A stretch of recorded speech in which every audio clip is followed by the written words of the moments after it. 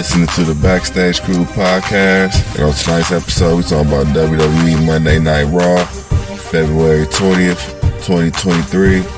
It's in Ottawa, Ontario. Stay show, what you got to say about the show tonight? It was a good show tonight, man. There was a lot happening tonight. A lot of different things going on. So overall, I thought it was a good show, though. What you think? I say it was a good show. Overall, it was all a good show. It was about 1, 2, 3, 4, 5, 6, the casual 6 to 7 matches. So it was all good. Yeah, we kicked it off with Sami in the ring, man.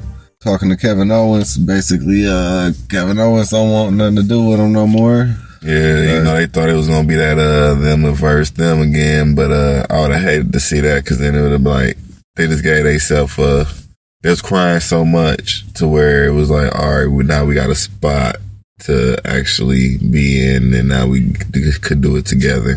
I'm glad that wasn't a scenario. Right.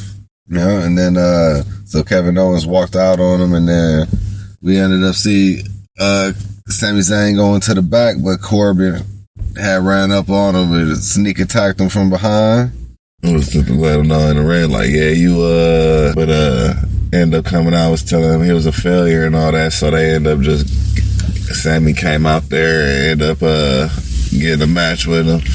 Had a good match, and I mean, it was perfect. I mean, yeah, Sami took the win. Yeah, Sami won with that. No, that was a good match though.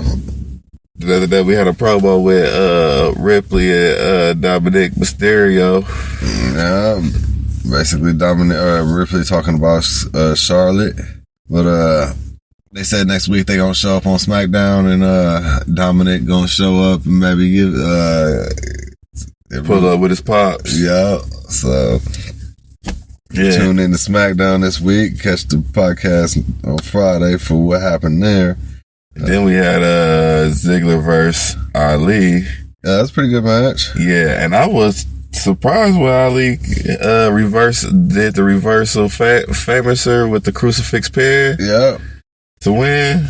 Yeah, that was different. Yeah, that was super different. I was expecting that. It was a good match. Yeah, Ali walking away with the W. And then we saw the Miz backstage with his girl. Basically, he found out he got a match tonight, but he received a present from his girl that he said he's going to reveal it to the world next week. But after that, we had Asuka versus Cross, and that was a pretty good match. Yeah, I'm a big fan of Asuka, man. Cross, not so much with the crazy gimmick still, but it was a good match, though. Yeah, Asuka hit her with the submission, tapped her out. Mm-hmm. Then we had a backstage with Carmella and Carmella was basically just saying she money, you know, all that. And then the camera went over to Seth Rollins walking up. He was in a good mood, they said. He found out he in a match versus the Miz tonight, which then after that we saw MVP with Omos, man. They calling out Lesnar. That's should be a good match. Yeah, that's going to be another beastie one again.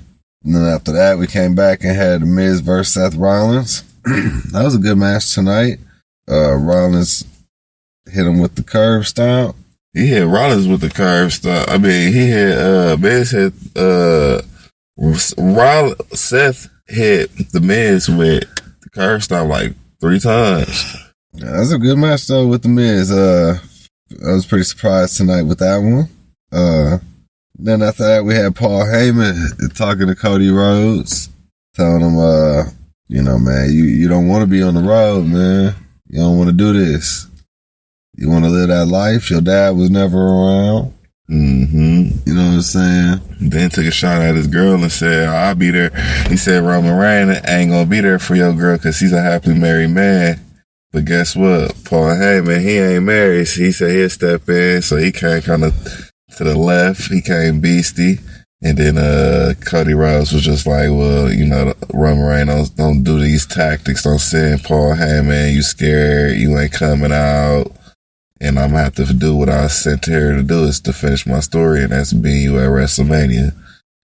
So we'll see. Yeah. Which I doubt. I don't think he might. And then that's when they probably introduce his girl coming or something. I don't know, but we'll see. Yeah, that'd be crazy. Man. Because Paul Heyman did just dropped his girl. Yeah, she is probably coming. So he might just wear it. She gonna come. Yeah. He gonna be on some bloodline stuff, probably with his Rhodes bloodline. all that. And then after that, though, was Damage Control. Out in the ring, they had Ding Dong segment where Becky Lynch ended up coming out and interrupting them. And she said she got back up, which it was Lita coming out. Now they said they're going for the tag team titles. Yeah, and they might just win because then they dropped a little gem saying she's making her debut back. Like she's coming back. Like she's back. Like Lita back. Yeah, we're going to see if they take them tag team titles and go into Mania with them. And then after that, we had Candice LeRae backstage having an interview, but then Nikki Cross ran up. You know, she had asked her, like, why are you always following me? You know, and she told her she ain't had no friends or something, so. Like she's the female version of Mankind without the mask. Yes. Must have put her in the boiler room, put the Mankind mask on her, and let her be Nikki Cross. No. And then I could accept her. Because right now, her without the Mankind, her style of wrestling, her character is like a Mankind. Give her a Mankind. Yeah. Oh, I just don't like it. Come on, Mick. Come on, Mick Foley. Pass it down, man. Let Santa get lit old Saint Nick, give her a Christmas present, man. Pass her the mask down for the old Christmas present, man. Be the Secret Santa. Psycho. Yeah, man. But after that, we had Adam Pearce on the phone with Chelsea Green. Basically, they sent her to the wrong city. But then we said within the same shot, we saw Alpha Academy backstage where Reed walked up on them. Yeah, while they was talking about while Alpha Academy was in a mirror posing. Yup, for Maximum Male Models. And he basically came up to him and was like, hey, so this is what y'all doing before the match? Yeah. But that led to Chad versus Reed, which was a real good match. You go ahead and go to www.backstagekrew.com and catch the Slam of the Night. Yeah, that was a Slam of the Night. Shad with a back suplex to him. Yeah, that was beastie. Because he tried to during the match at first, but then he got it off later on. Yeah. But Reed came up with a W. Yeah, good match right there. And then we had Elias out in the ring, basically saying, who want to walk with Elias again? Here comes Bobby Lashley getting destroyed him, and real Lashley destroyed him. I don't think he wanted to walk with Bobby Lashley. He was that wild pit bull on the side. Yeah, he don't want to go to Mania with Lashley. Yeah, he didn't want to do that. Lashley though called out Lesnar again, so he mad that Lesnar won with the low blow. Yeah. So. He said anybody disrespect him in the back. I think he ain't even on Lesnar no more because Omos called him out. And he did drop Wyatt too. Yeah. So he just saying anybody. Now he a free agent to whoop anybody right now. He whooping everybody. It's gonna be Lesnar versus Omos. So right now, I guess Bobby just gonna be chilling for a little bit. We'll see. Then we had the main event for the night, Edge versus Theory, which was a really good match tonight. Even though I'm tired of seeing Edge, man, that was a good one. Yeah, that was a good match. Yeah, where Theory took the win. But you know, my boy Finn came out and gave him the Gruder Crawl like 5 times. So, yeah. It wasn't 5, but hey, I just want might as well. Hey, if it's a good shoot. Yeah, because Judgment Day had came in with some interference to help Theory get the win. They should have had. I wish they had let him do blood. They should have let Edge bleed after all so many times. Oh, yeah. If Finn Balor hit you with more than one Gruder Crawl or 2, you should start bleeding out your mouth. Yep. Yeah, because you did some big damage at that point. Yeah. Finn Balor should tell people like, man, hey. Blood capsule.